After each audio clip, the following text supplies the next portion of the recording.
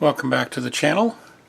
As promised, here is the inbox review for the new Airfix 148 Sea Hurricane Mark 1B.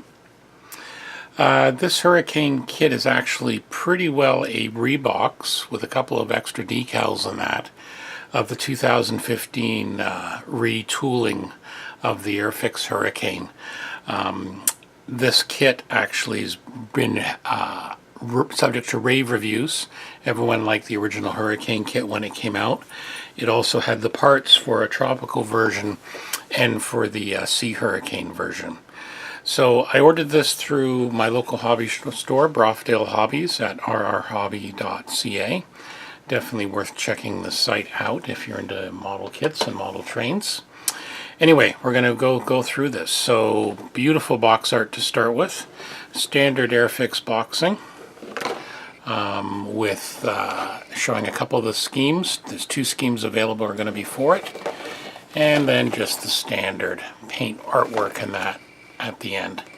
So nothing too special there. So opening the box up, and I have opened this already. All the sprues came in one baggie, with the exception of the clear sprues that came in a separate one. So overall very nice. So you get 5 sprues, and we're going to go through each of them in turn. So the first sprue here contains the underwing, as well as the framework to assemble the cockpit. Move that out of the way so you can see it better. Beautiful detail, a nice finish to the molding. Very few areas where you're going to see ejector pin marks, but very nice indeed.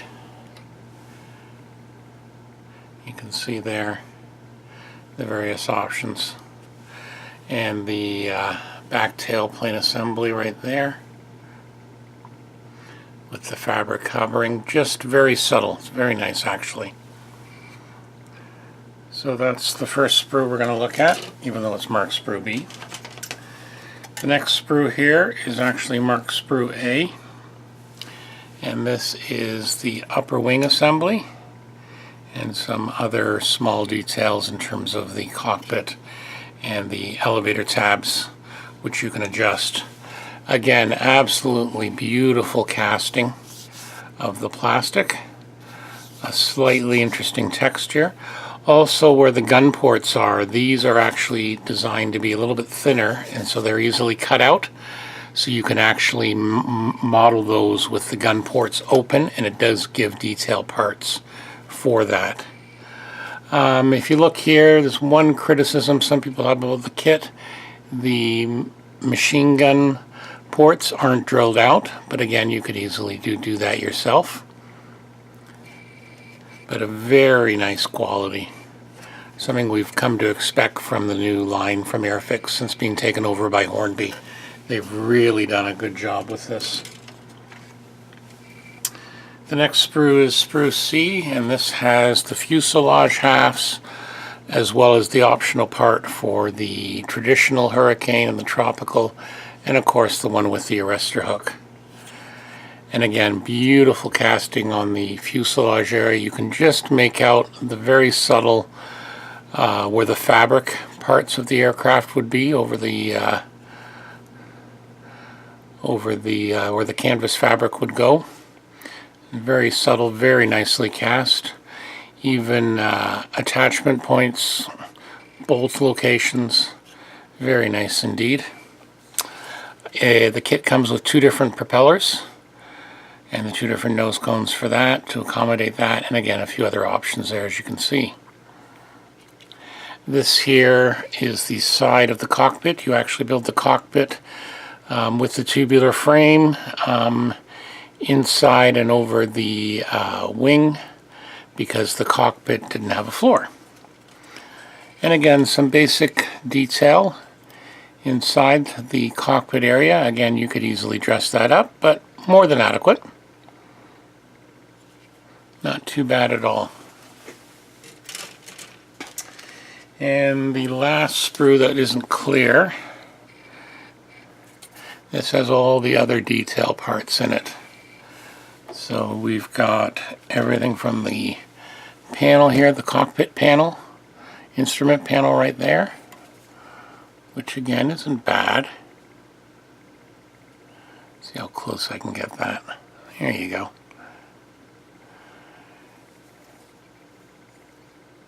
Pilot figures, actually quite nice. I don't usually put pilot figures in mine, but if you want to do that, separate arms. They look good. Going through here, here's the 303 machine guns, all 8 of them, because as I said, you can build this with the gun ports open to show it being serviced, so they include that. Fairly basic seat. I can see some people wanting to use an aftermarket seat there, but again, not bad. And so on. Landing gear is over here. There's the struts. Even the wheels have a slight depression in it to show where the aircraft's sitting on it. Saves you the trouble of doing it. Here's the 2 different nose cones depending on which propeller one would be using.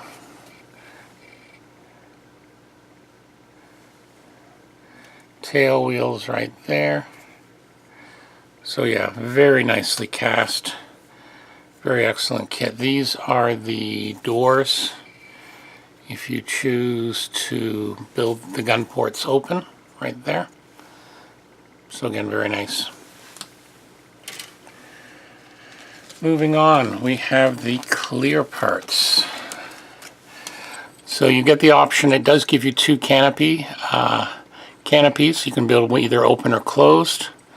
Very nicely cast.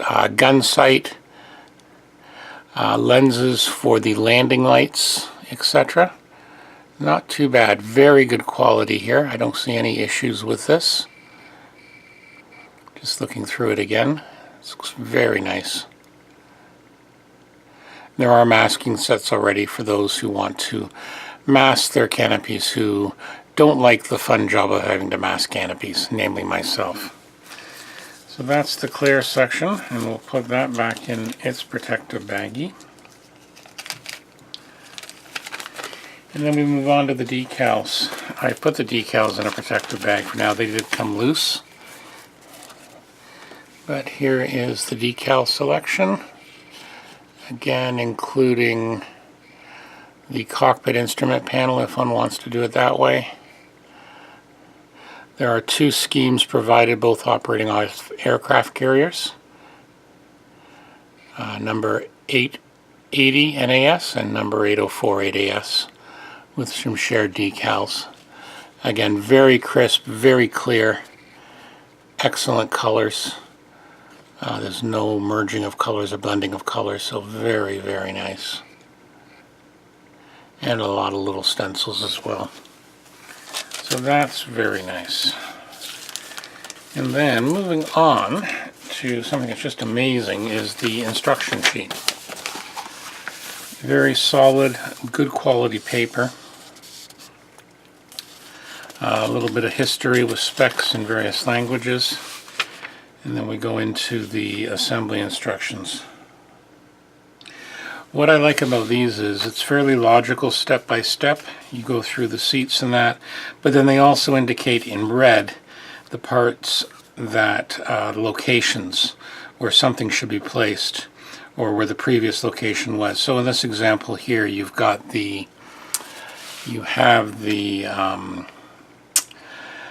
pedals for the rudders going on to the floor assembly, and then they show that completed assembly going on to the frames, and so on.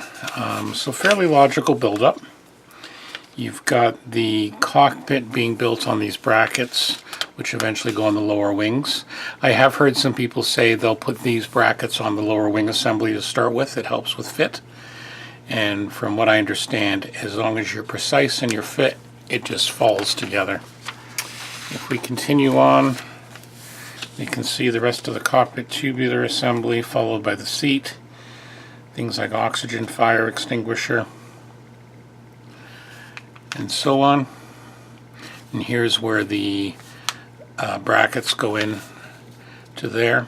If you wish to cut out the gun bays, there's the steps to do it.